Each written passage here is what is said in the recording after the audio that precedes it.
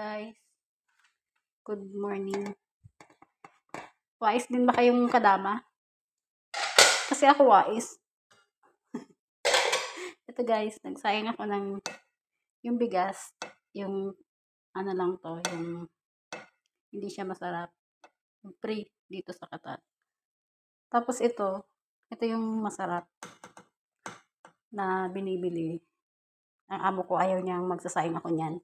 Gusto niyang isasayang ko yung ganito. Inuutakan ko siya guys. Ngayon, nagsaing na ako. Nilagyan ko siya sa ibabaw ng galing dito para pag nakita niya, kasi binubuksan niya yan guys. Yan. Para yung ibabaw niya, kunyari,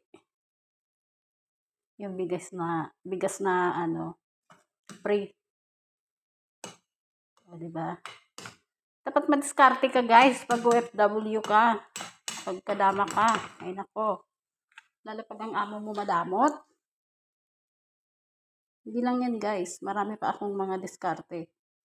PM is the key. Baka gusto nyong matutunan. O, diba? Parang walang nangyari. Parang parehas lang.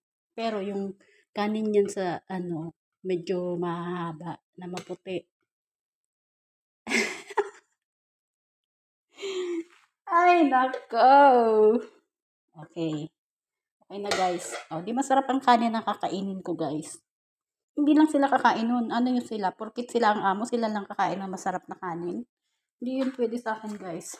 Okay guys, bye. Baka nandyan na siya. Thanks for watching. Watching din naman guys.